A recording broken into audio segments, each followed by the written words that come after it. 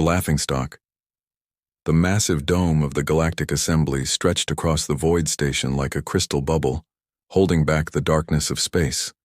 Inside, representatives from 200 civilizations gathered in tiered seats that floated at different levels, creating a three-dimensional parliament where beings of every conceivable form could observe and participate.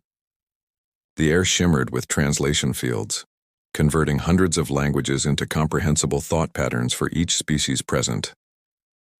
Captain Maya Patel stood at the center podium, her dark eyes scanning the assembly with the calm confidence of someone who had faced worse odds than a room full of skeptical aliens. Behind her, the holographic display showed Earth's first interstellar warship in all its questionable glory. The vessel looked like someone had welded a submarine to a cargo freighter and then attached engines that belonged on a completely different ship. Patches of different colored metal suggested repairs or modifications made with whatever materials had been available. The weapon systems appeared to be mounted with actual bolts and brackets, like someone had gone to a hardware store for supplies. The laughter started as a ripple and grew into a wave. A crystalline being from the Centauri Collective actually harmonized its amusement across 7 octaves. The Valorian ambassador, whose species resembled massive, intelligent octopi, changed, colors in what Maya recognized as their equivalent of hysterical laughter. Even the normally stoic mechanoids seemed to vibrate with barely contained mirth. Ambassador Threk of the Altarian Federation raised one of his 4 arms for silence.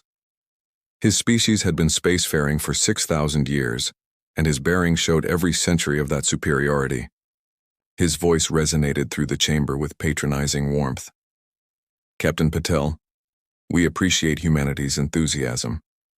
Your species has achieved faster-than-light travel merely 40 years ago, which is admirable for such a young civilization.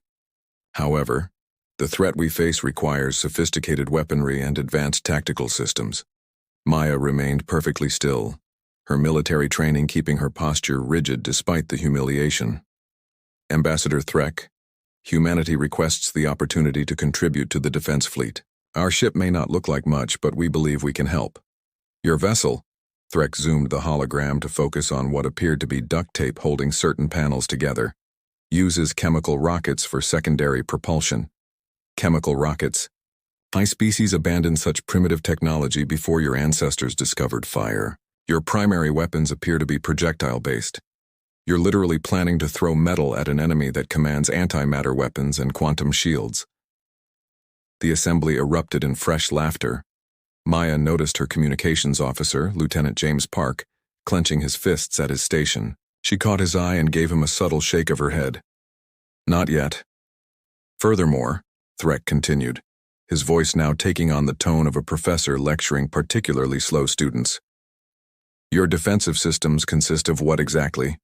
Reinforced, steel plating, electromagnetic barriers that wouldn't stop a civilian transport's navigational shields. This vessel you call Defiance is not a warship. It's a museum piece that happens to move. A new voice cut through the mockery like a blade through silk.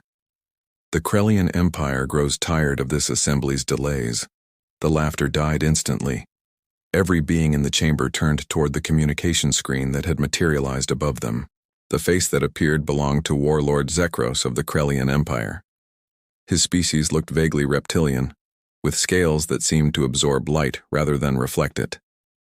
His eyes were vertical slits of burning gold, and when he spoke, rows of teeth designed for tearing showed briefly.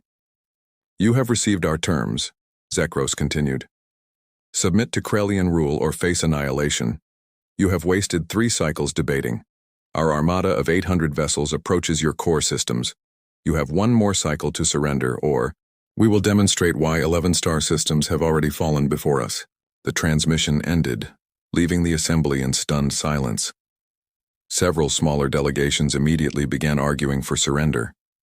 Others called for evacuation. The mighty fleets that had been boasting moments before suddenly seemed less confident when faced with actual numbers. 800 Krellian vessels. The combined assembly fleet numbered barely 300, and many of those were retrofitted civilian ships. Ambassador Threk's skin had turned a pale shade of blue, which Maya had learned indicated fear in his species. He looked around the assembly, Then his gaze fell on Maya with something almost like pity. Captain Patel, given the circumstances, perhaps humanity should consider evacuating your colonies. Your homeworld is far from the front lines. You might have time to— We're not running, Maya interrupted, her voice carrying the kind of steel that had been forged in humanity's long, bloody history. Defiance will stand with the fleet. Captain. Threk's voice became genuinely concerned. Your ship will be destroyed in the first wave. The Krellians use directed energy weapons that will cut through your hull like tissue paper. This is not bravery, it's suicide. Maya smiled then, and several aliens near the podium actually stepped back. They had never seen a human bare their teeth in what wasn't quite aggression, but wasn't quite friendly either. Ambassador, humanity has a saying. It's not the size of the dog in the fight, but the size of the fight in the dog. Defiance will be at the rendezvous coordinates, whether you want us there or not. She turned and walked from the podium, her small crew of 47 humans following her. Behind them, the assembly erupted into chaotic debate. Some called the humans brave. Most called them fools. A few of the older species, the ones who had fought in forgotten wars, watched the humans leave with something like recognition in their various sensory organs. 3 days later, Defiance dropped out of hyperspace at the staging area where the assembly fleet had gathered. Maya stood on her bridge looking at the view screen displaying hundreds of sleek, beautiful ships. The Altarian vessels looked like silver needles designed to pierce space itself. The Valorian craft resembled living organisms, their hulls rippling with energy fields. The mechanoid ships were geometric perfection, all angles and calculated efficiency. And then there was Defiance. She looked like someone's garage project that had gotten wildly out of hand. Her hull was angular where it should be smooth, bulky where it should be sleek. Her weapons were mounted on actual rotating turrets like something from Earth's naval history.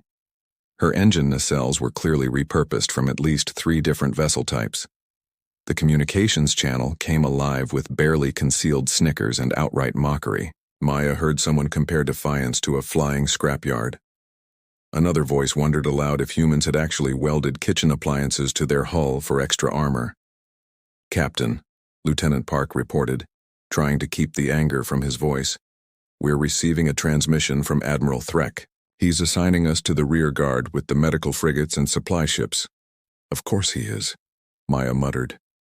Then, louder. Thank him for the assignment. Tell him we'll maintain position as ordered. Her chief engineer, Commander Yuki Tanaka, floated up from the lower deck using the grab rails. In the low gravity they maintained in non-critical areas, her long black hair formed a halo around her head. Captain, they're laughing at us on all channels, even the encrypted ones. Good, Maya said, surprising her bridge crew. Let them laugh. Tanaka, are your special modifications complete? A grin spread across the engineer's face. Every single one. They won't be laughing long. And the thing we discussed? The one inspired by that ancient Earth battle? Ready to go. Though I still say you're crazy for even thinking of it. Maya settled into her captain's chair, feeling the worn fabric that had been salvaged from humanity's last ocean-going battleship before the seas became too dangerous to navigate. She looked at her crew, all volunteers who had chosen to serve, on humanity's first true warship despite the mockery. Despite the long odds, despite everyone saying they were fools. Ladies and gentlemen, she announced to her bridge crew, in approximately 18 hours the Krellian Armada will arrive. Everyone expects us to die quickly and uselessly, but humanity didn't climb out of the gravity well of a death world by meeting expectations. We didn't survive nuclear war, climate collapse, and 3 alien plagues by being predictable. And we certainly didn't build this ugly, beautiful ship to run and hide. She paused, looking at each of her bridge officers in turn. They think we're a joke because we use bullets instead of beams, steel instead of energy shields, and chemical reactions instead of quantum manipulations. They're about to learn that sometimes the old ways are old because they've been killing things efficiently for millions of years. Weapons. Start calculating firing solutions for debris patterns. Engineering. I want our special packages ready to deploy on my mark. Navigation. Plot me 17 different escape vectors through the asteroid field at grid 79. Communications. Monitor everything but maintain radio silence. Captain, Park asked, confused. Debris patterns? There's no debris here. Maya's smile was sharp enough to cut glass. There will be. The last laugh. The Krellian Armada emerged from hyperspace with the precision of a chronometer and the inevitability of entropy. 800 vessels arranged in perfect battle formation, their dark hulls drinking in the light of nearby stars. Each ship was a masterpiece of military engineering, armed with weapons that could crack moons and shields that could withstand supernovas. They moved in perfect synchronization, a ballet of destruction that had crushed 11 civilizations before this one. Warlord Zekros stood on the bridge of his flagship, the extinction's promise, and surveyed the pathetic gathering of ships before him. 300 vessels, most of them clearly civilian retrofits with weapons hastily bolted on. His tactical display highlighted the various ship types: Altarian needle ships relying on speed, Valorian biovessels with their adaptable configurations, mechanoid geometric constructs with their predictable efficiency. And there, at the very back with the medical frigates, was something his computers couldn't quite classify. "What is that thing?" he asked his tactical officer, gesturing at the ugly vessel hiding behind the others. The officer consulted his displays. "Unknown configuration, Warlord. Primitive construction. Minimal energy signatures. The computer suggests it might be a derelict that someone is using as a decoy." Zekros made a sound that might have been laughter. "Begin the attack. Standard formation. Let's make this quick." The Krellian fleet moved forward with terrifying precision. Energy weapons began charging, creating a constellation of building power that sensors across the battlefield registered as small stars being born. The assembly fleet, to their credit, didn't run immediately. They formed up in defensive positions, raised their shields, and prepared to die with dignity. The first Krellian volley was devastating. 30 assembly ships simply ceased to exist, their atoms scattered across the void. The second volley took another 20. The assembly fleet returned fire, their various weapons creating a light show of different technologies and approaches. Most of the shots dissipated harmlessly against Krellian shields. A few got through, scarring hull plates that immediately began self-repairing. In the rear, aboard Defiance, Captain Maya Patel watched the slaughter with calculating eyes. "Distance to the main engagement? 300,000 kilometers and closing," her navigation officer reported. "Too far. We need to be closer for this to work." She turned to her communications officer. "Park, open a channel to Admiral Threk." Threk's blue face appeared on the screen, stress-marked with purple patches. Behind him, his bridge was chaos as his crew tried to coordinate a failing defense. "Captain Patel, maintain your position. Do not engage. You'll be destroyed. Admiral, with respect, you're losing. Bad. In 10 minutes, you won't have a fleet left. Let us help. Your weapons can't even reach this distance. Your primitive rockets," Maya cut him off. "We're not using rockets for this, Admiral. Just try to keep them bunched up for another 5 minutes. Before Threk could respond, Maya terminated the connection. "Tanaka, bring the main gun online." Every head on the bridge turned to stare at her.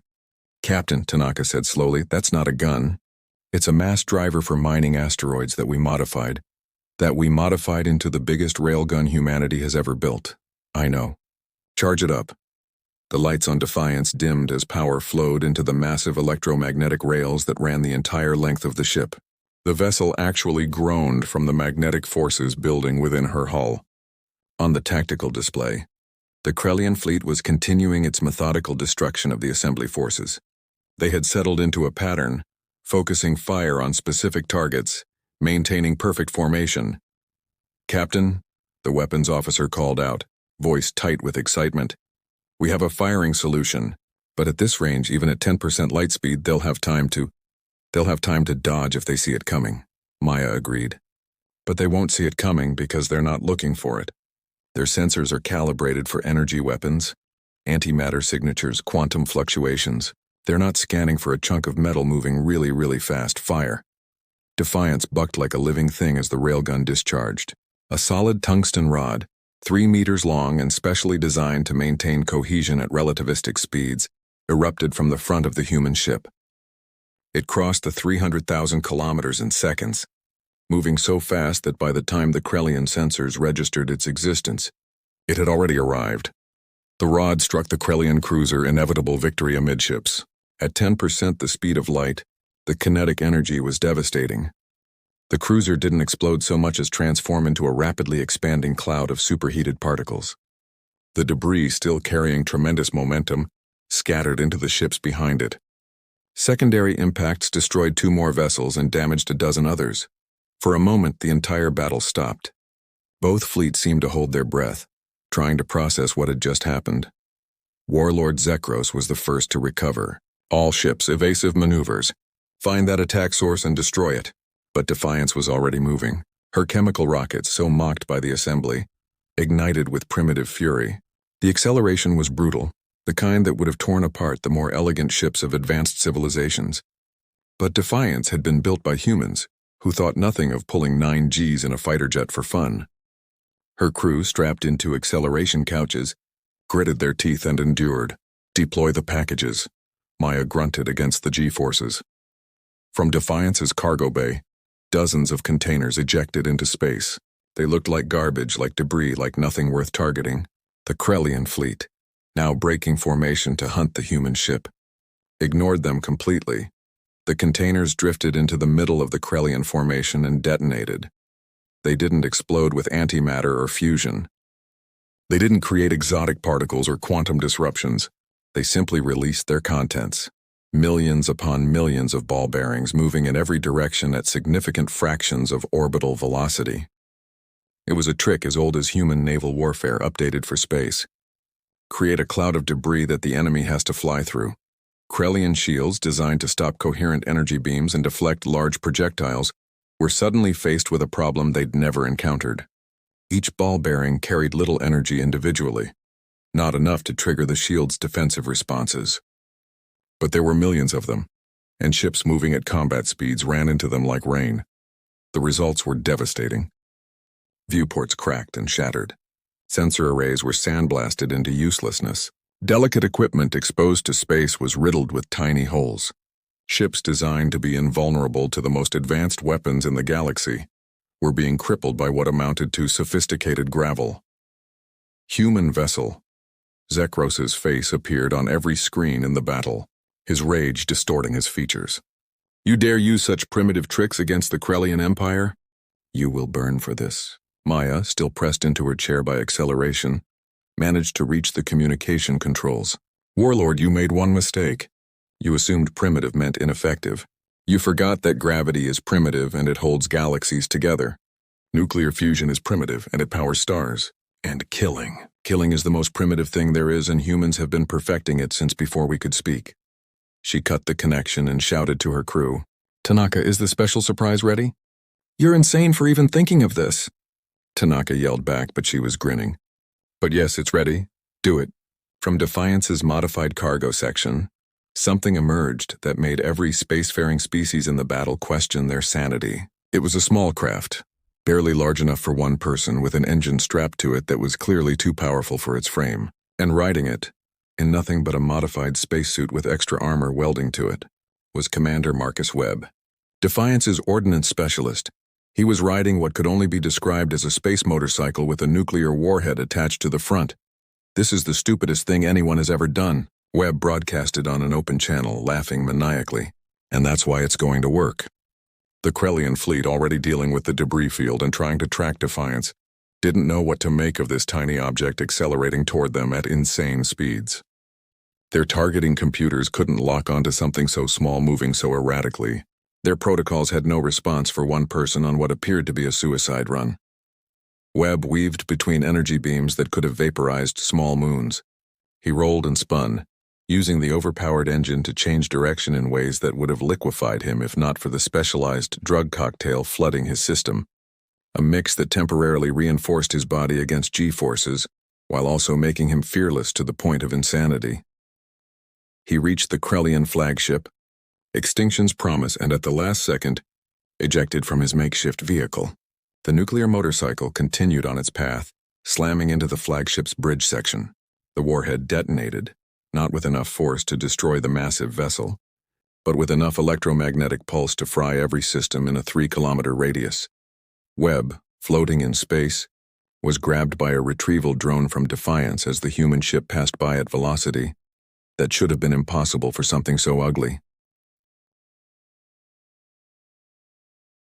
The Krellian flagship, pride of their fleet, drifted powerless in space. Around it, dozens of ships were blind, crippled, or destroyed. The perfect formation that had conquered 11 civilizations was in chaos. And that's when the assembly fleet, inspired by the impossible success of the ugly human ship, found their courage. The Altarians, no longer trying to maintain elegant formations, began hit-and-run attacks. The Valorians adapted their bioships to the new reality, growing thick ablative shells to push through the debris fields. The mechanoids, their logical minds appreciating the brutal efficiency of kinetic weapons, began launching their own improvised projectiles. Maya watched the tide of battle turn and felt a savage satisfaction. Communications. Open a channel to the Krellian warlord. Zekros appeared on the screen, his bridge dark except for emergency lighting. Behind him, his crew was frantically trying to restore power. "Human," he snarled, "you have won nothing. We will return with 1,000 ships." 10,000! "We will burn your world to glass." Maya leaned forward, her expression carved from stone. "No, you won't, because you're going to run back to your empire and tell them what happened here. You're going to tell them that humans with our primitive weapons and our ugly ships took your perfect fleet apart like a puzzle. You're going to tell them that we ride nuclear weapons for fun, that we throw rocks at light speed, and that we've been killing each other for so long that we've gotten really, really good at it." She paused, letting that sink in. "And then you're going to tell them that we're not alone anymore. We have friends now. Friends with advanced technology and primitive human military advisors. How do you think that's going to work out for you?" The warlord said nothing, his vertical pupils contracted to thin lines. Maya continued, "Run, warlord. Run back to your empire and tell them that humanity has arrived on the galactic stage. And we brought all our primitive, effective, absolutely insane ways of warfare with us." She cut the connection. Around Defiance, the Krellian fleet was in full retreat, jumping to hyperspace in ragged groups, abandoning their damaged vessels. The battle was over. The assembly had lost 80 ships. The Krellians had lost 200 and left another 100 drifting as wreckage.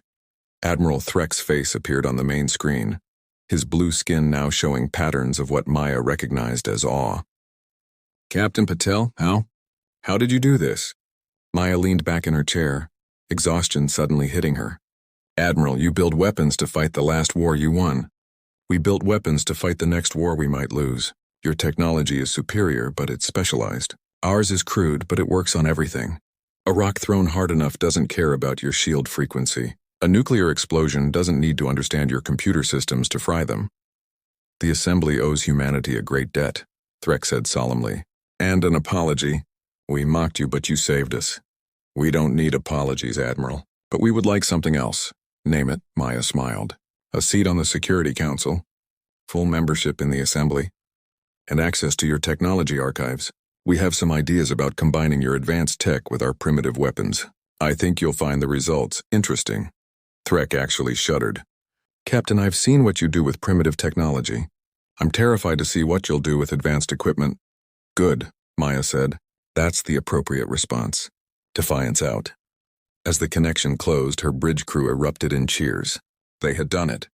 The ugly little ship that everyone mocked had turned the tide of battle and saved the assembly. "Captain," Park said, grinning widely. "Incoming messages from Earth. The President wants to congratulate us. The media is calling us heroes. They're saying we've proven humanity belongs among the stars." Maya nodded, but her eyes were on the tactical display, where the assembly fleet was gathering around Defiance like an honor guard. Ships that had laughed at them hours ago were now flashing salutes with their running lights. "We belong among the stars," she agreed. "But more importantly, we've shown them that humanity brings something unique to the galaxy. We bring the accumulated military knowledge of a species that has been finding creative ways to destroy things since we figured out that rocks could be weapons." She stood, addressing her entire crew over the ship's communication system. "Ladies and gentlemen of Defiance, we came here as a joke. We're leaving as legends, but this is just the beginning. The galaxy has no idea what humanity is truly capable of. They've seen us improvise with junk and spare parts. Wait until we have real resources." The crew cheered again, and Maya allowed herself a moment of pride. Humanity had announced itself to the galaxy not with sophisticated technology or elegant ships, but with thrown rocks, nuclear motorcycles, and ball bearings. It was perfectly, chaotically human, and it was just the beginning.